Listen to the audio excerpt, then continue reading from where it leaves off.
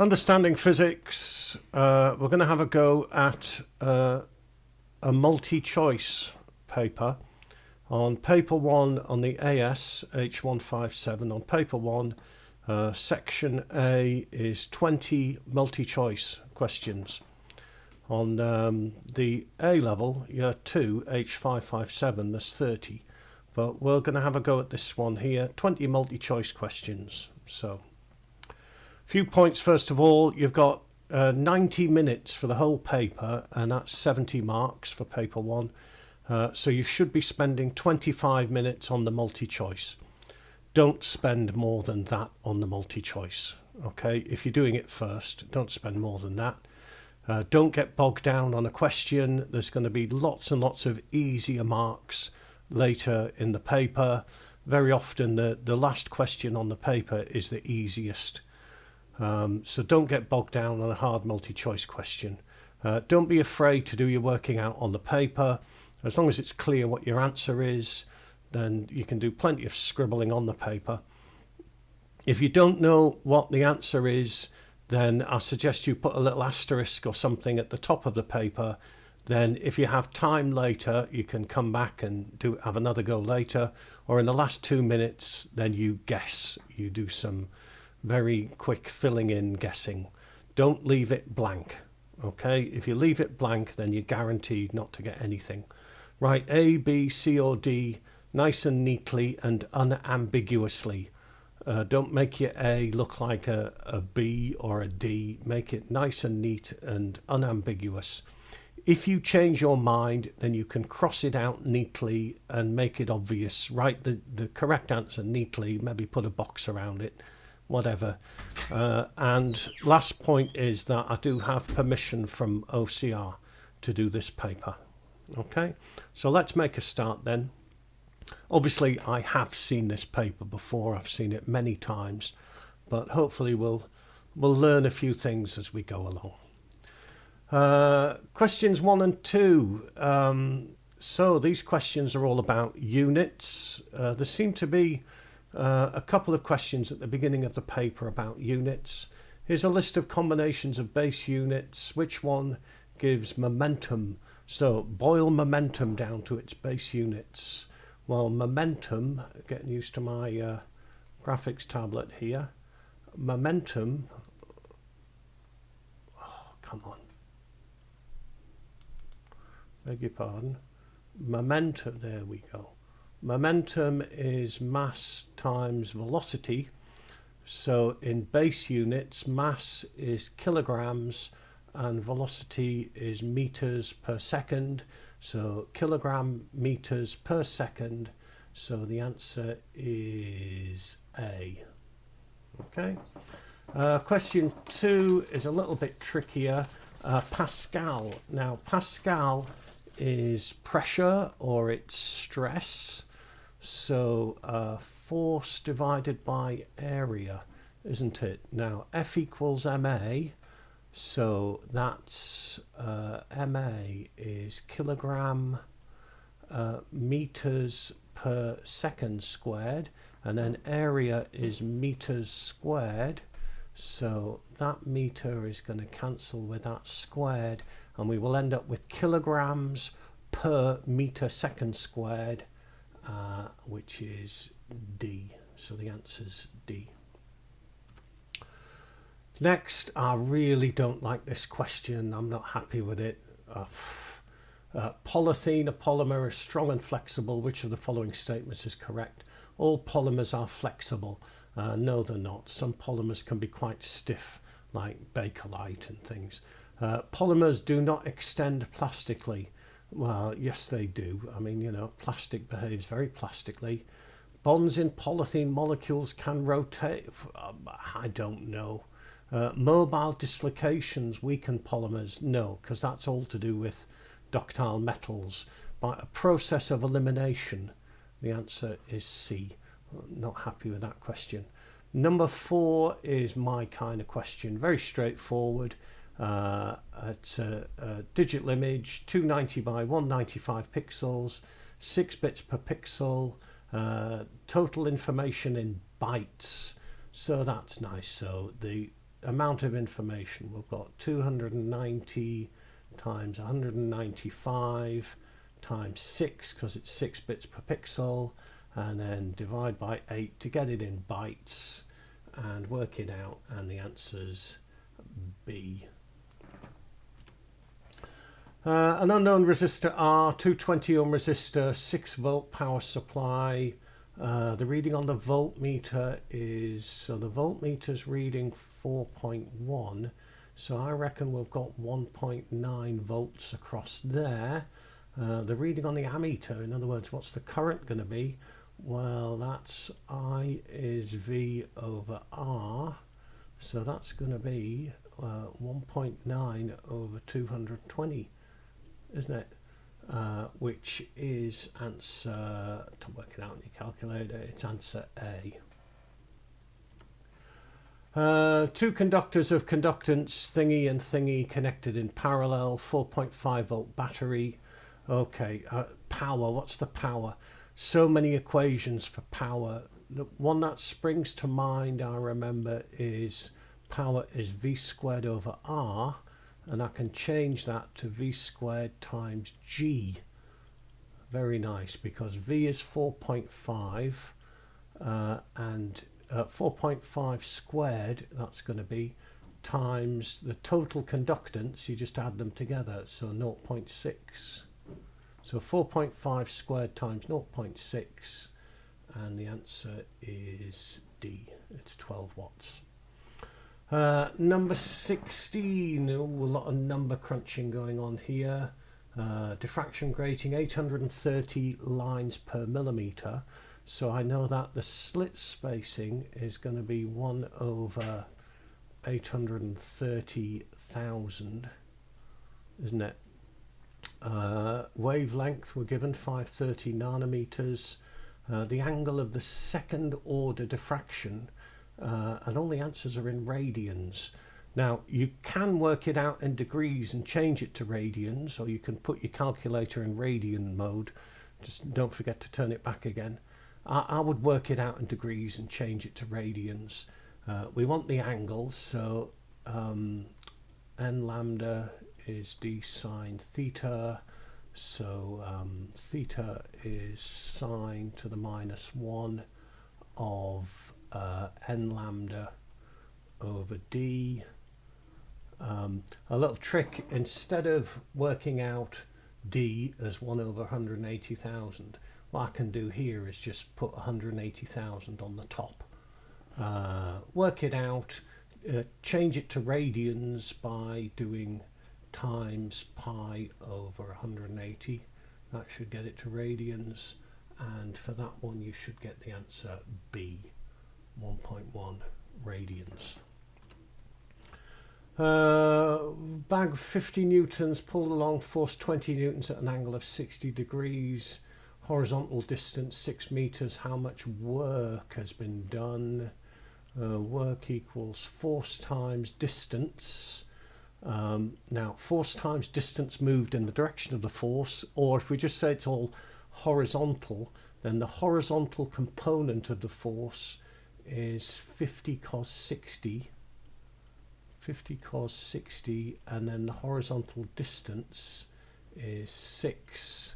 So 50 cos 60 times 6 works out at 60 joules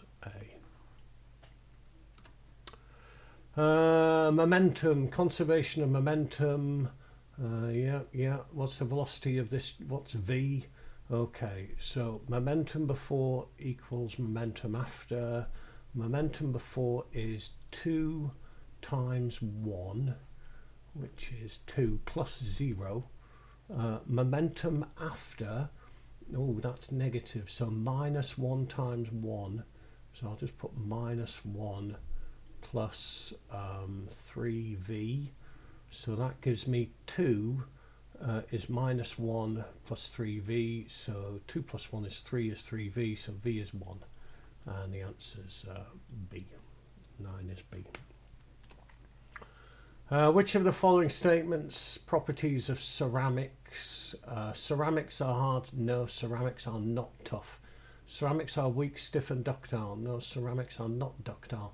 Ceramics are strong, stiff and brittle. Yeah, that sounds good. Ceramics are strong, flexible and tough. No, the answer is C.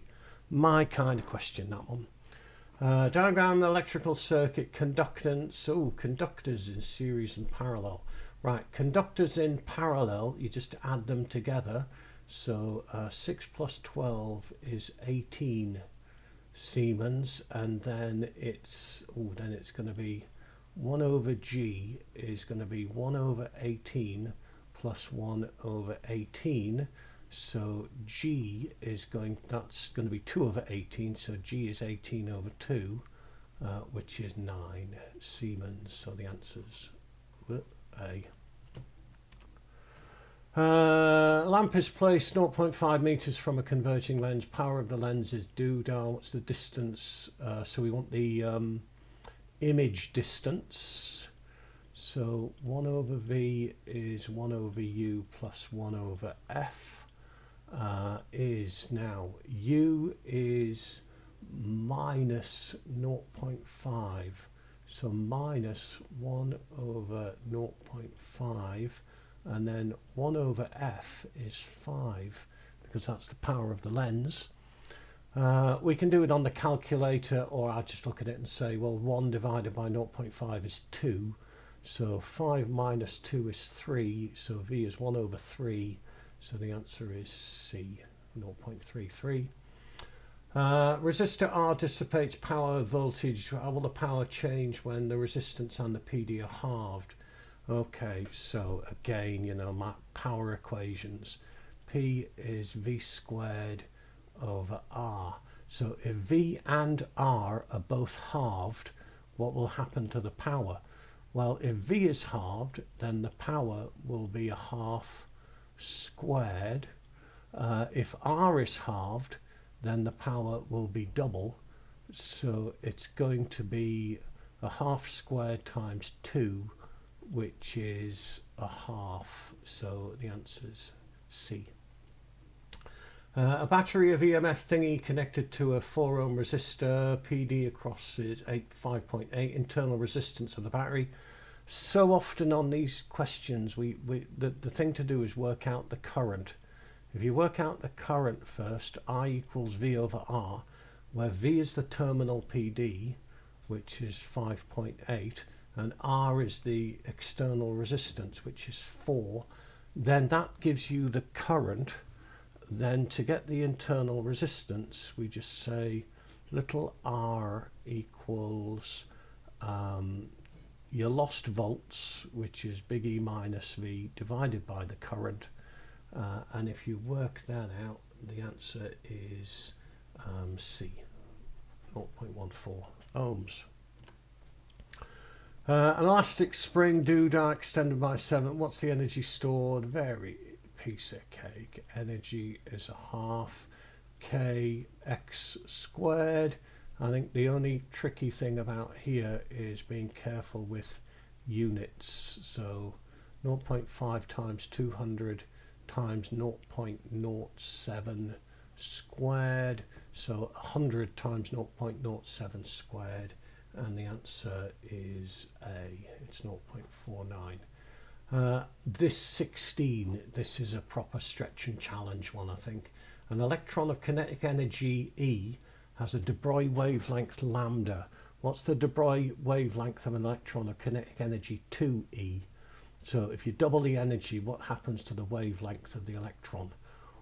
Well, now the way to do it is we have that the energy is h over the momentum, and the momentum, no, what are you on about? Sorry, the wavelength lambda is h over the momentum. Okay, now if the energy is double, what happens to the momentum? Well, the energy is a half mv squared. If we assume that the mass is constant, then if the energy doubles, then v squared is double, and that means that v will be root 2 times bigger. Yes? If the energy is double, then V squared is double. So V will be root 2 times bigger.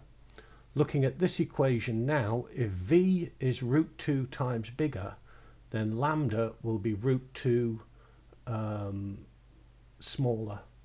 So the answer is lambda over root 2. So the answer is C. So 16 is C. Horrible question now. Okay. Number 17, it's not horrible, just lots of number crunching. Be careful with units. The Young's modulus of the material. So Young's modulus is stress over strain. The stress is force over area, which is 19.6 divided by pi r squared. Now it's given us the diameter in millimeters, so that's pi times 0.18 times 10 to the minus 3 squared, and that will give us the stress. Then the strain is x over L, extension over original length. The extension is 0.005 divided by 2, and that will give you that, and then that divided by that should give you the correct answer, and the answer to that one is D, isn't it? Yeah, that's what you should get. Question 18 says further electron energy drops, how many different frequencies can be released? Okay, when you know how to do it, it's dead easy. You can go from there to there, you can go from there to there, you can go from there to there, you can go from there to there, you can go from there to there, you can go from there to there. So 1, 2, 3, 4, 5, 6, the answer is 6. So it's D.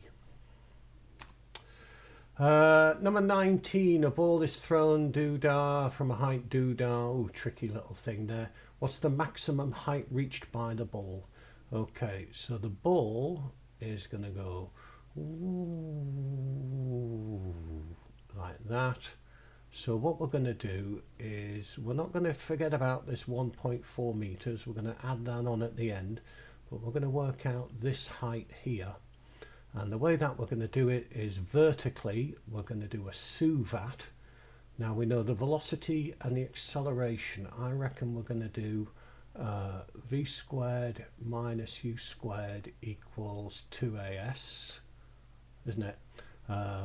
V at the top is 0, so it's basically it's minus u squared equals 2gs. Now if we're taking downwards as positive, then g is negative anyway, so we don't need to worry about those, and it's and u is the initial velocity upwards, and that's going to be 15 sine 50 degrees. So it's 15 sine 50 degrees squared divided by 2 times 9.8. And that will tell us this height here, and then we add 1.4 meters to it, and if you do that you'll get 8.1 meters.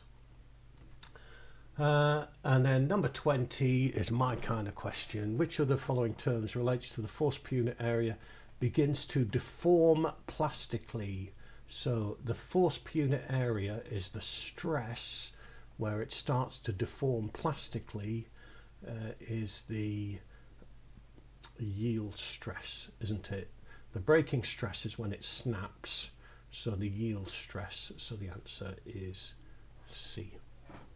There you go. As I said, I've seen these questions many times now, so I knew what all the answers were anyway. Hopefully you've gained some insight. One thing I'll finish with is the fact that from year to year, very, very similar questions come up again and again and again. So before the real exam, make sure you do as many exam questions as possible. Okay, the exam is all about testing your ability to do exam questions. And like most things, the more you practice it, the better you'll get.